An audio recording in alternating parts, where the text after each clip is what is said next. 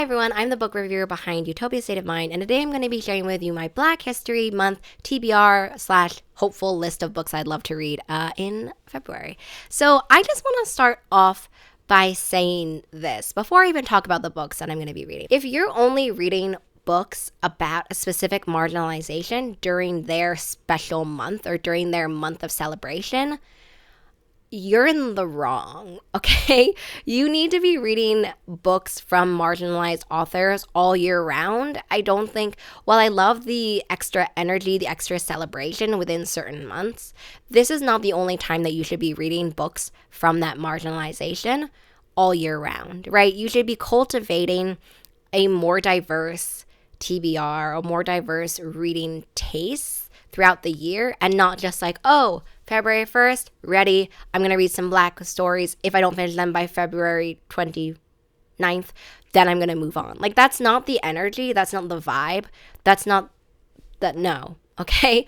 You should be reading Black stories from Black authors all year round. And so for me, when I was thinking about my Black History Month TBR, I literally just pulled from my TBR anyway. Like, I think that you'll see, because I'm going to divide this video up into two different parts. You'll see that half of these are books that are releasing in February or March anyway, so they're already on my TBR for February and March, or books that were on my TBR that I've already released. So I'm going to be focusing on two different segments in this video. The one where I talk about my pulling from my already TBR, and the other one where, like, okay, these books were on my TBR, these books I have ARCs, these books were on my NetGalley shelf, and I didn't get to them. So, you know, the first one part will just be more like, pre-order these books, get excited for these books. And the second part of this video will be like, but also, let's read these backlist books together. So the first one, and I think this,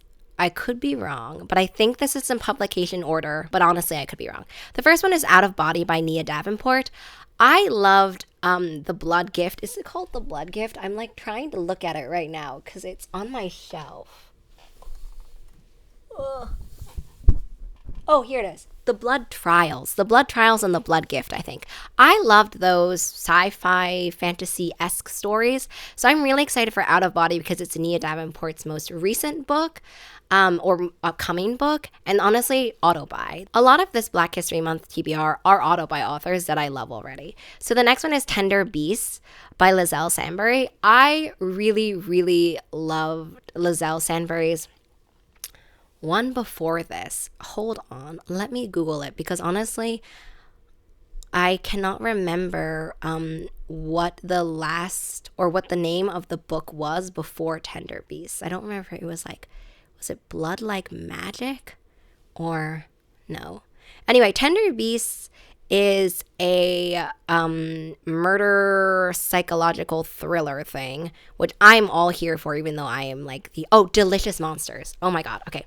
I adored Delicious Monsters. It was this fantastic blend of past and present. Honestly, please just go read my review because it was so fabulous. I wasn't expecting to love it so much because I'm kind of a scaredy cat. I'm not a horror thriller person, but Lizelle Sandbury, like in Delicious Monsters, amazing. I cannot wait for Tender Beasts, and that's why it's on my TBR.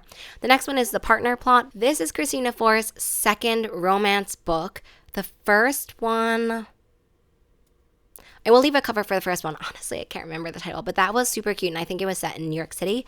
But I'm excited for The Partner Plot because I really enjoyed the first romance one. I wanted to get a panel together with Christina Forrest for a romance author thing, which didn't end up happening last year, but I renewed it for this year's to-do list because of this most recent romance release. The next one is A Love Song for Ricky Wilde, which is by Tia Williams, I think. And I read 7 Days in June, or I listened to 7 Days in June last year, and it made it into one of my favorite romance books. If you saw the YouTube video, I'll put the link in the description box below. You'll see that I really love that one. And so this is the next one from Tia Williams, I'm pretty sure.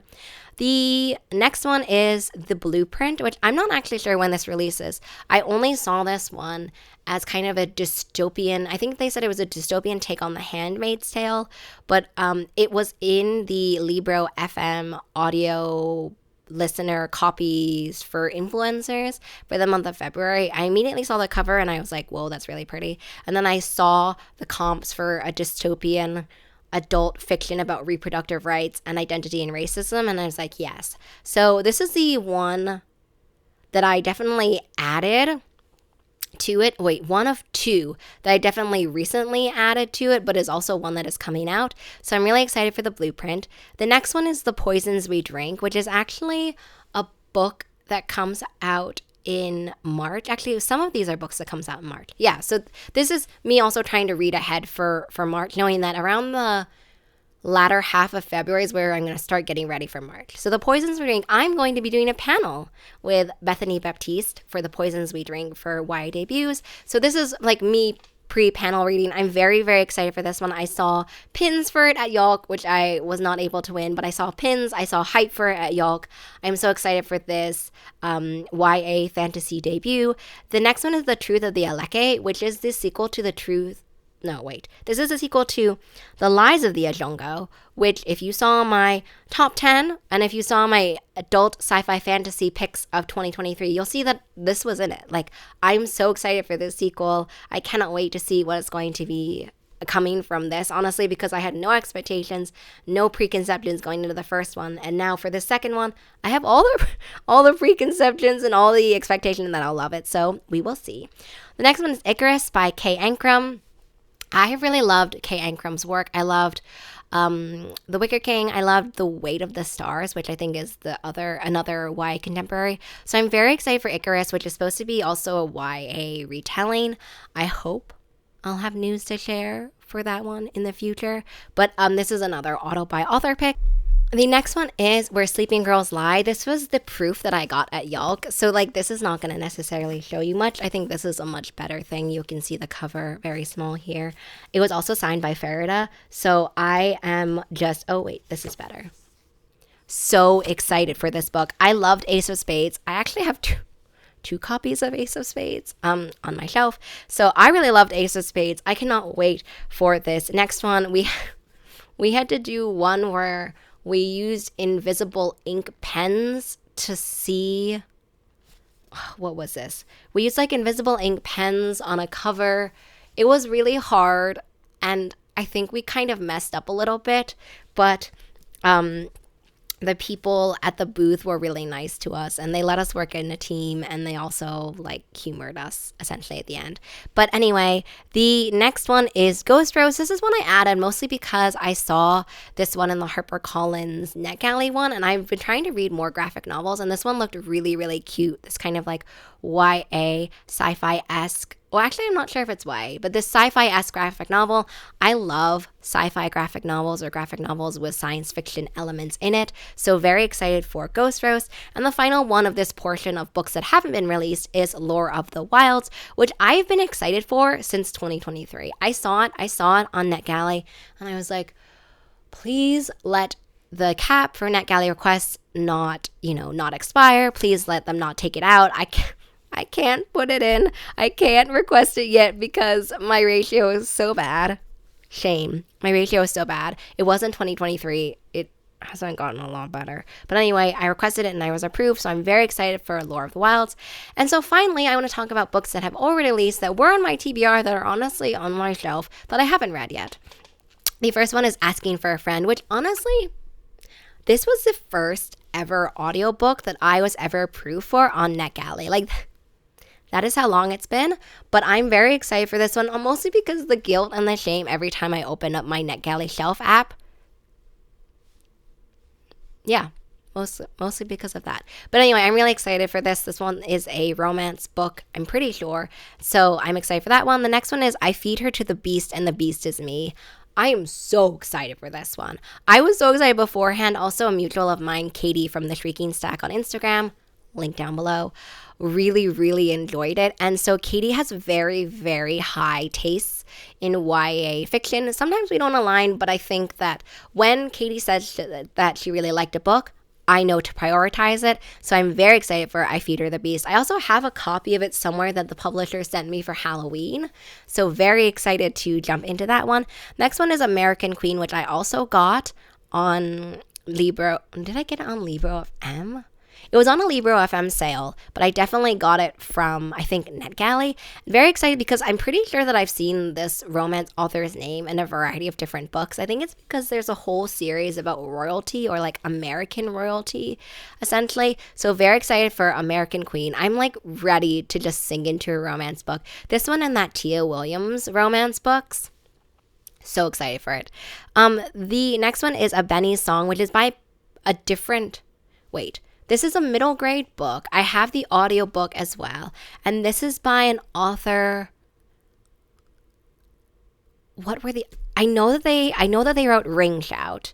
They've written other things as well. And also, honestly, another thing that's also on my shelf, like the 9 Cattail Assassins. Lots of covers are going to be going over my face, honestly, right now, because I did not write down all of the author names. But I'm very excited for it, especially because I really enjoyed the Ring Shout novella. This is an adult novella, though. So A Benny's Song is a middle grade story, but I'm very excited for a middle grade audiobook. Whenever I read middle grade audiobooks, they kind of just bring me back to the nostalgia of being read to as a child.